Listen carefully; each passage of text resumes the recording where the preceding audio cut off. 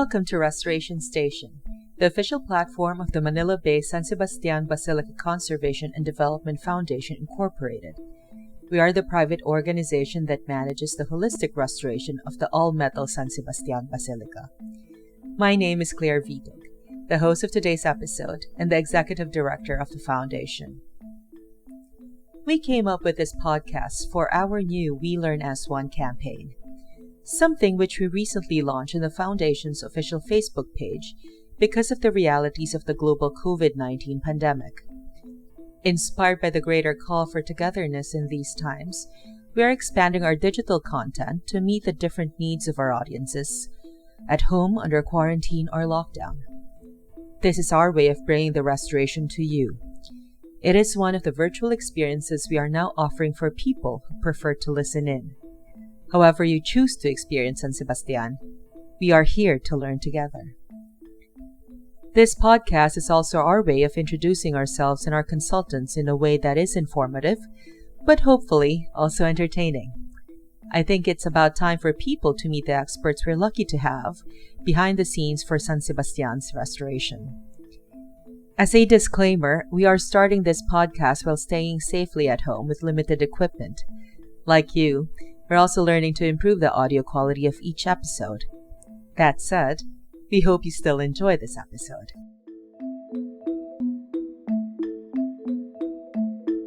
Dr. Karen Paredes Santillan, or Karen as we call her, is a proud product of the College of Architecture of the University of Santo Tomas and the University of Tokyo in Japan. Her professional experience includes stints in Museo ng Maynila and Ayala Museum. Thank you, Karen, for being with us today. Hello, good afternoon. Nice to be here. So how are you doing? I'm okay. It's really hot today, but on the whole, I'm okay. I'm doing okay. Yeah, I think it's now 44 degrees here in Manila. So yeah, it is. Wow. It is 44 degrees. I think Why are we baking like this? I don't know, but I hope something good comes out of it. Yeah, so apart from that introduction that I provided, can you please tell us something more about yourself and what you do nowadays? Mm-hmm. All right. So as you said, I'm an architect. I'm also an academic. I teach at the UST, but I'm not an associate professor. I'm still at instructor level. Just to correct that. I'm still at instructor level. Technically. But yeah, and I'm a consultant for many things, varied things, really. One of which is, I help manage my husband's band, and I'm a mom to two very clingy boys. And yeah, I do lots of things. Right now, mainly I like to veg out and watch Netflix when I'm not working. But I also do things like I write. I love sketching. I love going around places and learning about new cultures and talking to people, really. I love talking to people. Okay. Oh, you mentioned earlier that you are managing your husband's band, and that's my first time to hear that. Okay. So tell us something about the music that they produce or that they play. It's more of pop. I'm not actually involved in making music. I'm more of the press release person. I manage their photo shoots, things like that. But they produce. It's more of an indie outfit. So the members are always moving because when it first started, the original members are now in different parts of the world. Like our main vocalist is in Australia, our drummer is in LA, and lead guitarist is in Dubai. So yeah, we're scattered all around, but God, they're all around. They're all around, really, because a lot of them, and one of our percussionists used to be in the Netherlands because they were all students in Japan at one time, and one was a member of, he was working at the Philippine Embassy. He was a diplomat. So when he got reassigned, we had to change around, audition new people for the band. But it's nice because you always get new content. You always get new collaborators. But I think it's changed recently because a lot of us started having kids, and yeah, that changes the dynamic a lot, changes the priorities. So we haven't been able to produce new music in the past 2 years at least. But they cut 2 albums already, and they did the theme song for this local show called Buhay OFW, I think. So yeah, it's basically about they write pop music in Filipino. They use indigenous instruments sometimes, and they talk about how it is to live in Japan, how it is surviving as a foreigner in Japan. From the way that I hear you talk about Japan, it does seem like there's a very, very special place in your heart of that country. That's true. Mm-hmm. So yeah, could you tell us something more about your experience in Japan? Because you did take your PhD. Well, before you took your PhD, you had your master's degree in the University of Tokyo. Yep. So yeah, could you tell us something more about that in your journey? Okay. It was a rather long journey, longer than I expected, but it was it's kind of funny because April just passed by, and usually a new batch of people goes to Japan every April 1, care of the Mumbusho, or the Japanese government thing. And I usually when that happens, a lot of us start reminiscing about when we started to go there, or when we first got there. I remember my mom was even joking that because I didn't have an address. I didn't know where I was going. I know I was going to Tokyo. I knew I had... No, I didn't have an address really. So they picked us up at the airport. It was really well organized. The only reason I wasn't panicking was because my mentor, Dr. Eric Zerudo, who also went through the same program, told me that don't worry, they'll take care of everything. This is legit.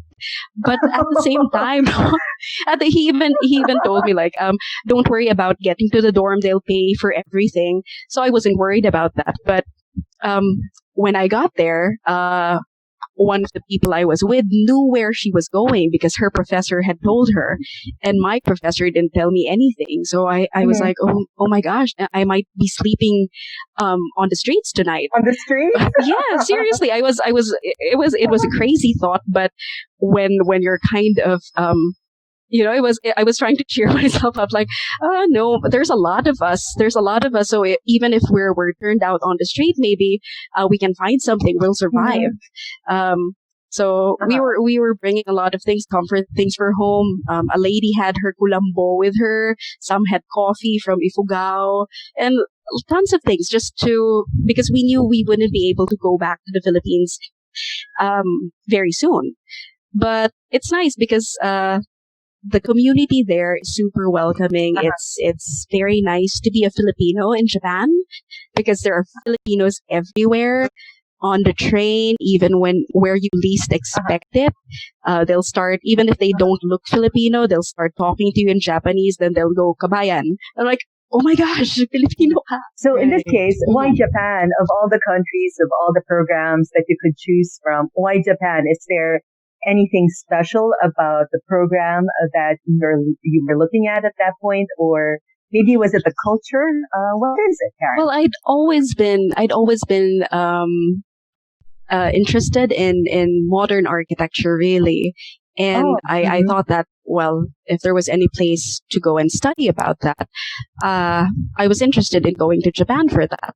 But I was also interested in built heritage conservation. And at that time, I was looking at a house that had very, very Japanese motifs incorporated into the calyados, into everything, really. And I was like, yeah, this really looks Japanese. And someone suggested, why not look at the connections between Japanese architecture and Filipino architecture? Because there are connections, of course, but that's not what I ended up doing, really. But that was the starting point. Yeah, and of course, when you're a kid, you start out with all those animes. In my case, it was Voltes 5, Voltes 5, and that Richard Erica thing that I forget about now. But that Yeah. Daimos. That's Daimos. Daimos. Thank you very much. Daimos, right? Right? See, that's the thing. That winged angel thing, Richard and Erica. Mhm. Right? That was my Okay. childhood. And of course, when I got to Japan, I was looking for those, what do you call this? Those animes. And they were long gone. No one knew about them. Seriously, no one knew about them. And when I mentioned it to my professor, he was this middle-aged guy, and he was like, "How do you know about that? That's a really old anime." I'm like, "Really? It's old?" So I was surprised that it's old, and no one in my lab, the younger people, no one had heard of it. So, and it was something that I'd even practiced. No, my friend and I, we even practiced, because we're required to learn Japanese, and that was one of the things, that we studied. So our goal, one of our goals was to be able to sing the Voltes 5 song in Japanese. So I sang that at one of our karaoke parties, and my professor was flabbergasted because he was like, "That's old. How do you know that?" It's like, why? And it's being shown in the Philippines even now? No, when I was a kid. Uh-huh. That was old. He was like, it was being shown when he was young. So he couldn't imagine. He couldn't believe that I saw it as a kid. He was like, how old are you? My next question actually has something to do with how you ended up working in San Sebastian. Mm-hmm. But let me just give this very, very short intro first. I don't know if you remember, but I actually met you about 5 years ago. I don't know Did if you remember really? that. When? Online. We kind of met online. Okay. Just because. It wasn't on Tinder, just right? Because. Because, No. It could be anyway. All right. So where did we meet? Where did we meet, Claire? No, if I remember correctly, this happened a few months after the October 2013 earthquake in Boholan City. Oh, yeah. Okay.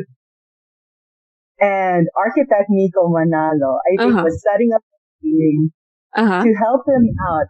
And I don't remember the details anymore, but if I'm not mistaken, it had something to do, that team that he was forming was supposed to do like, I don't know, a policy or maybe an equivalent of the conservation management plan for those structures that were affected by that earthquake. By the earthquake, right? Mm-hmm. Yeah. But yeah, that didn't happen for the both of us. I think. Really? Were you on that team? I really didn't. I really didn't know who was involved there. I just recently found out that one of my co-faculty, who I work with now at UST, was involved in that, and she said, "I know your name because of that exactly." And I was like, "Why didn't I meet anyone else? It was just me and architect Nico. We were just talking. I was just giving him whatever I came up with, and of course, virtual meetings weren't the norm yet." In 2013, 2014, right? So, we were just emailing back and forth. I would give my ideas, I would sketch them out, and then translate it to him. So, I didn't really know anyone who was involved. So that was, I was kind of isolated. I feel so bad now. They didn't want me to meet you. Oh, man. Oh yeah, how mean! I'm just wondering as to why we didn't really meet during that time. Okay, let's talk to Miko later on. Now I remember. Okay, so that email was sent. That was back in like 2013 or the first quarter of 2014. And a couple of months after, Miko gave me a call and said, "Okay, Claire, we're going to have this project in Bohol, blah blah blah." And then he mentioned, but there's this person from Japan. There's this person. I love how I'm shrouded in mystery. Who could actually help out with the framework that you will be using eventually for your archival research because I did the digging. Right. Yes. So I did the digging in the archives of the Recollects because most of the churches that were destroyed were Recollect churches. Right, that's true. So I remember now. The framework came from you. Yes, that's what I did. When he was explaining it to me, when he showed me the framework that you Uh-huh. did, the one thing that I could remember is this. He said, in the vernacular, tignan mo, hapon na hapon ang gumawa. Oh my gosh. No, because, Yeah. I'm used to seeing theoretical framework or even research frameworks as heavy documents that would explain as to how you're going to go about the research. But in your case, it was so streamlined. It was so graphical. And it's just a one-pager, which is something I'm not accustomed to. So when I saw it, I was like, huh? So this is possible? And then Nico was like, tingnan mo, hapon na hapon. It's very Japanese. No, because But it really did help me. Oh, that's great. I'm glad that it did. Yeah, I still hear from people about that framework today, which I can't find right now. But yeah, it was fun to do. It was fun to do because I was also working for one of my batchmates. I was working for Professor Kawazoe at the University of Tokyo. So he and I did our PhD together. But he has his own lab there now. So he's the head of his own lab. And he asked me to work for him. And we were doing this project on locality and universality. And at that point, it kind of seeped in through, I think that was in the framework, basically, how the churches were actually a product of localizing European ideas. And how the ownership of those churches sort of changed, or even if the residents, how they looked at the church, it wasn't really the structure, but what it represented in their lives. So for me, that was really interesting because it was actual research I was doing that could be applied to something useful in the Philippines. That's the thing with theories, because you can get highfalutin about them, but the bottom line is that you have to be able to use them. So I'm glad that was useful for you. Yeah. It actually formed the research that I also did for the Bohol churches, and also some of the structures that were also affected by the earthquake outside of Bohol. So yeah, that was very informative for me. Oh, that's so nice. So now here comes San Sebastian. So oh yes, when your name came up again, I was like, okay, let's get her. It was so. It was. Thank you. Wow. Thank you. No, because I already had. I already had expectations of the work and the excellent work that you did. So I was like, I don't think her output, her and architect Nico Manalo's output, would be any less. I think that was the expectation. So it was easy. I think it was an easy sell, so to speak. Wow. Anyway, now we talked about San Sebastian. Yes. Yeah, could you tell us something more about how you actually were approached for this project by Nico? Because it's through architect Manalo who did this. Yes, I actually, no, because I work a lot with architect Manalo and whatever. Almost all the projects that I do with built heritage conservation locally is through either him or Dr. Zerudo. So yeah, it's one of two people really, but mostly him because we've been working together for so long since university. Really, we used to do group reports together. So we're kind of oh no, you're not yet tired of one another. No, but it's cool because actually, I was telling him that he should start writing fiction as well, because when we write papers together, it's so easy because he starts with one. I start with an outline, then he fills up things, and I fill up other things, and then when we finish, we don't really know. While I'm doing the editing, afterwards, we don't really know which was our contribution because it's very holistic now. So it's like, I wish I could write a book like this. It's so easy, and yeah, because we used to do it with paper and pencil. So at least Google Files is a godsend. It's a total godsend. So, well, when he told me that he was looking at doing the CMP of the Conservation Management Plan for San Sebastian. He asked me if I was interested, and I said, yeah, sure.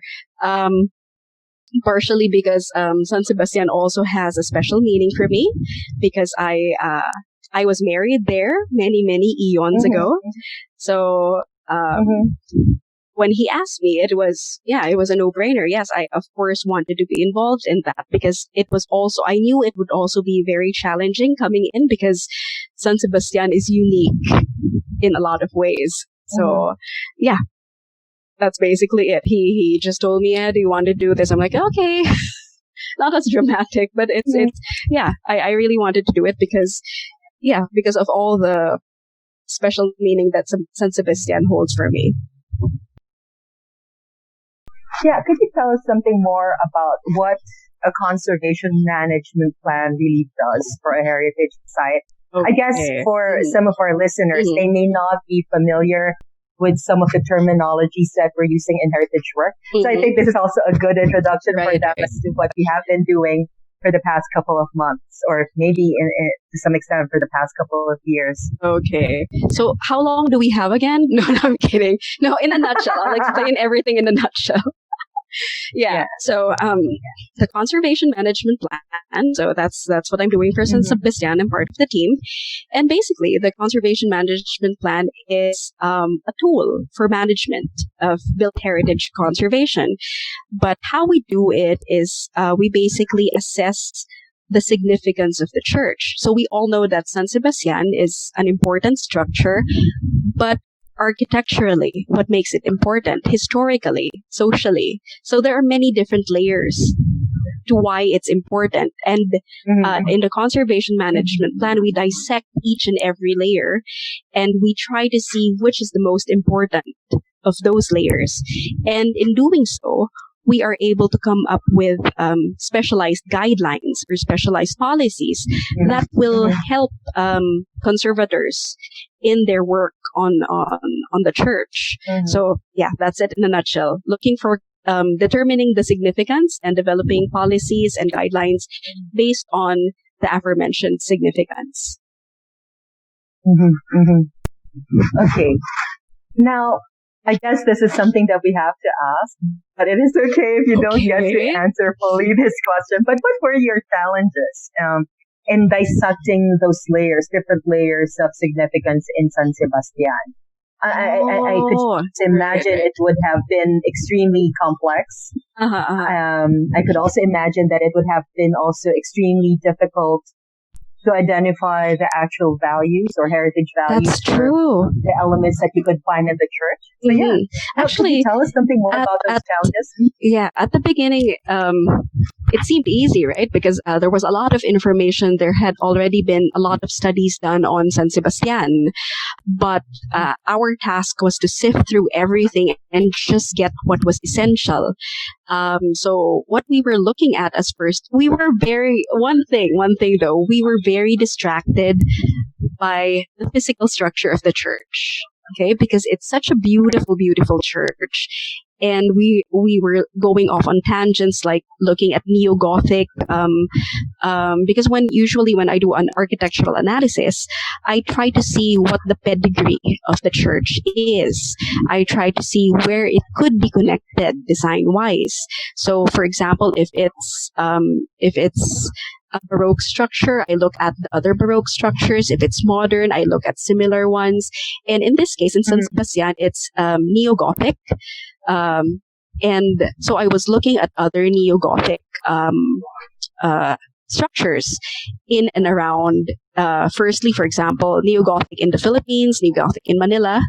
And then I'm making the net larger, so within the Philippines, within Asia, and finally all around.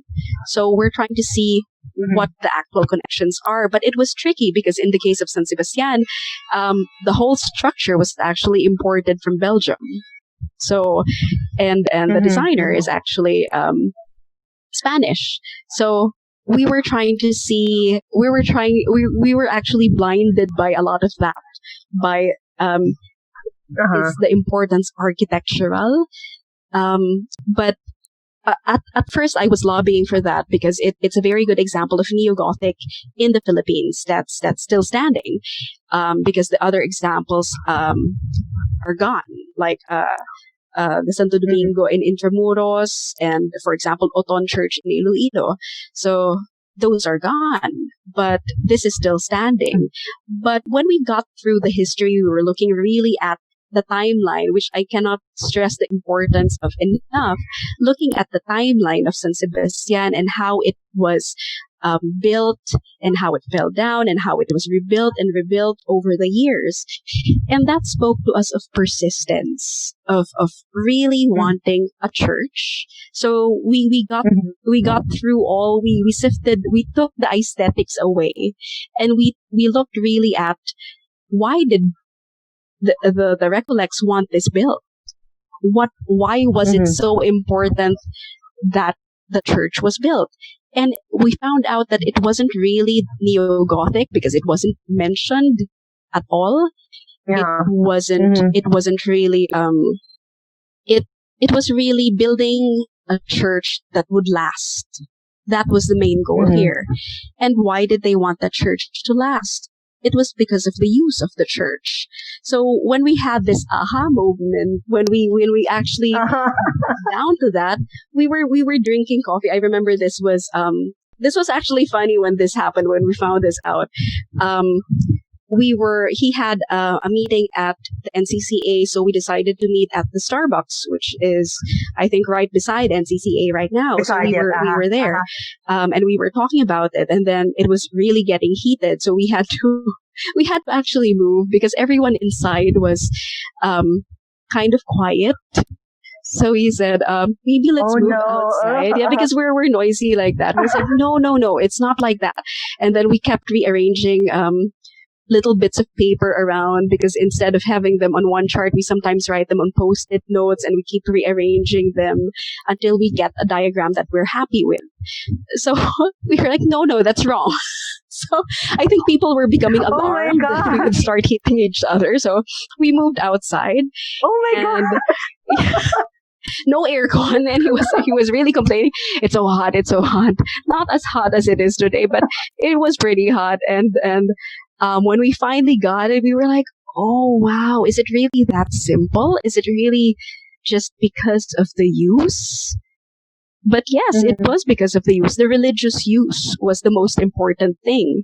It wasn't the architectural style. That was just a shell that enabled this use to be carried out.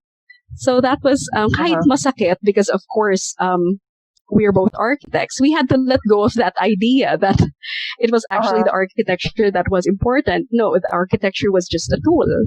So when we got that, we said, this actually makes sense. This actually makes a whole lot of sense. And it was a shell, and it was also important. One other thing that we found important was how the locals tried to make this church theirs, because it was built, of course, a lot of Spanish colonial churches are built through the sweat of the community, right? It's a communal thing over a lot of years. But this was something that was built in a relatively short time, without almost any participation from the community. But after the church was built, there's where the community came in painting the walls to make it look like stone, in painting all those murals, in carving all the furniture that went into the church. That's where the community really distinguished themselves, because they actually made something. They personalized something. So imagine it's an IKEA thing in a box, and they just put it up, but they personalized it and made it theirs. And now that's what's important about the church, because what made it Filipino after the community was done with it. So that was very interesting for us. So it wasn't really the shell, but what was covering the shell, that was also important. When I first read the initial draft that you sent us, I wasn't exactly surprised that that's what came out. Because it's also the same thing that we experienced back in Bohol. So when we were talking to the community and later on when we gathered all the data that we need for us to come up with the intervention plan, so to speak, what we got there is that what we got from the data and our interactions with the townsfolk would be that it's really the use that is more critical compared to the physical structure itself. And for a lot of people who are very much into the aesthetics, into architecture, this could be something that would be quite hard to accept. But I think it's also the beauty of the churches here in the Philippines, or the historic structures here in the Philippines, that somehow it goes beyond the physical. And I guess that's also what we're trying to, I think that's also what we're trying to bridge in this project of ours. True. So our analysis was a more holistic thing. So we're not looking at it only through one lens, but through different lenses. So to our listeners, are we still surprised that we got them as the experts behind our conservation management plan? I don't think so. Wow. But thank you. But thank you, because it really guides us also with our work, not just with the technical work, but it also guides us with how we do our communication activities, our fundraising efforts, etc., and also how we are dealing with the community itself, the community that is taking care of the structure. So thank you very much for your You're very welcome. We're very glad to help you out. So we've been mentioning architect Nico Manando's name in this conversation. Well, architect Nico is also one of our consultants for the creation of the conservation management plan of San Sebastian Basilica. Right now, if I'm not mistaken, he just got appointed as a commissioner for the subcommission on cultural heritage in the NCCA. Okay. So Karen, I think you could have more info about him because you have been working with him ever since your days in UST. Oh my gosh. You want the dirt? No. Nah, but yeah, no, not the dirt. You want the whole dirt. So he was involved in so now he's commissioner at NCCA, and he used to be also at Escuela Taller. So when he was there, I was also sort of moonlighting there. So yun, it depends lang. So hila-hila lang. So the relationships that you really build in school are kind of important because they have repercussions even later on in your career. That's my takeaway from all of this. So Yep. I have to agree. Let me just say this. Everyone in the team, everyone in the foundation really misses San Sebastian. That I could say. I do too. And I could just...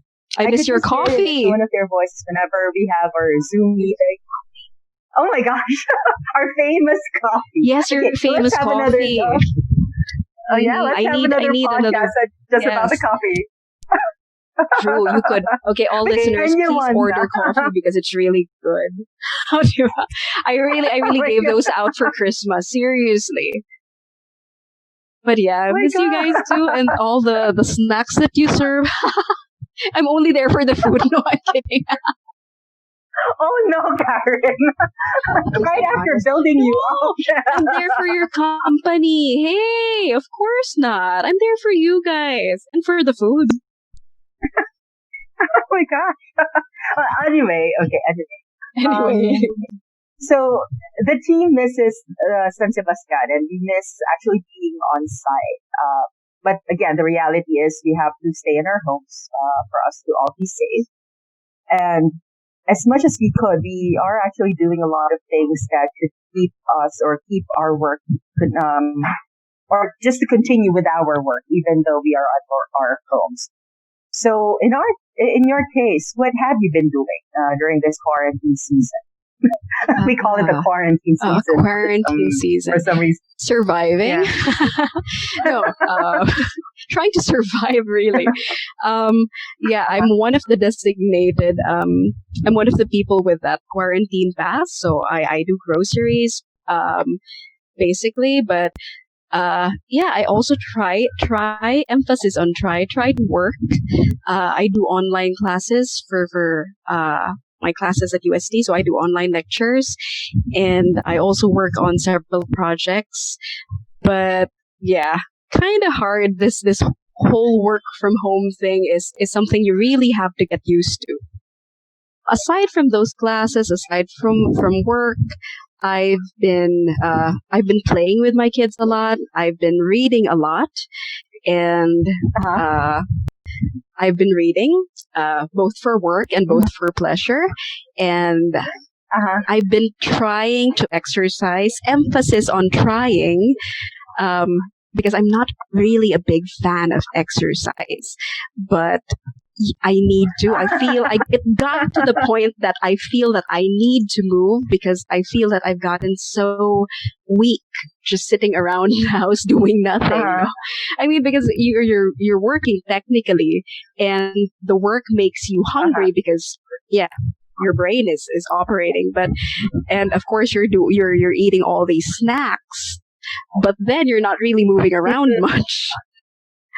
You're not really moving around much, and that actually affects how you think. I didn't really appreciate it that much, but I felt very lethargic. I felt very out of it. Parang wala talagang gana. And someone suggested to exercise. So my idea of exercise really is just walking around our driveway. So I go back and forth, and I'm sure my dogs are wondering why. When I started doing it, why you're overstaying?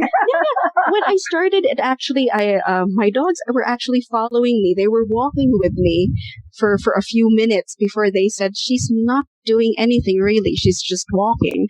But they were really, going back and forth. I was like, I'm just walking, guys. Leave me be.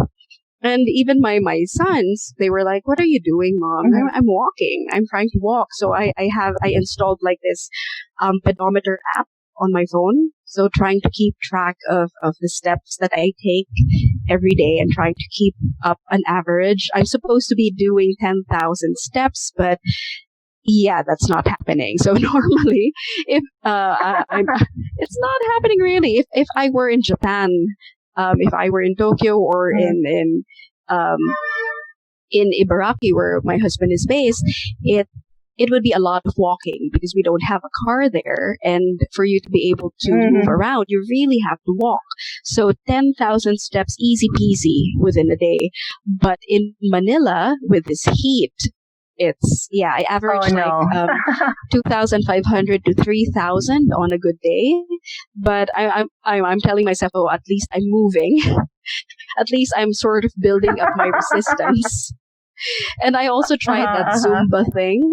There are a lot of Zumba programs on the internet, and they're kind of fun. Some are hard. I realized that whole tala thing is actually very difficult to dance.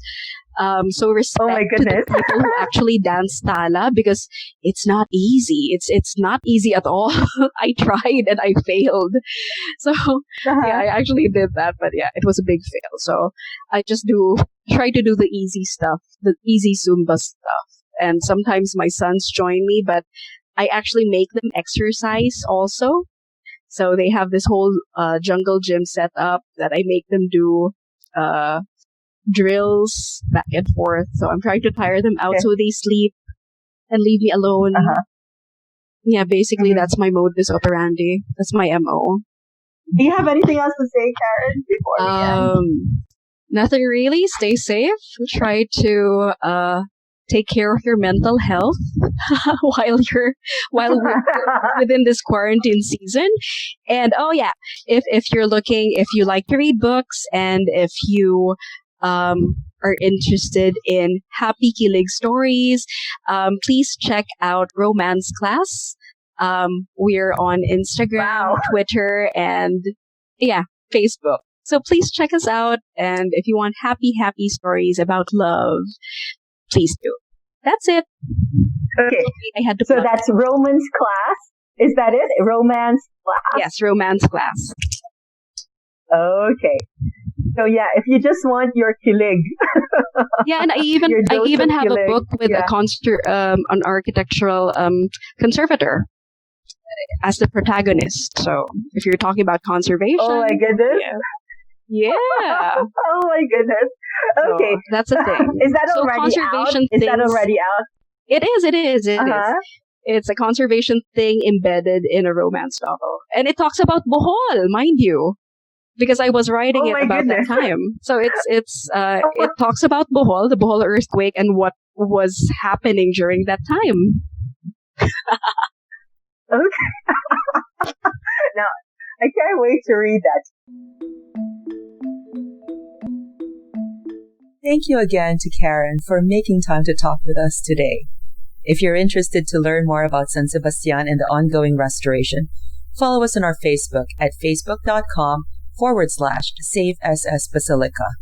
We're also on Instagram at Save SS Basilica. If you have any questions, suggestions, or ideas for the next episodes, you can also email us at savesansebastian.org@gmail.com. For now, stay safe, stay indoors, and goodbye.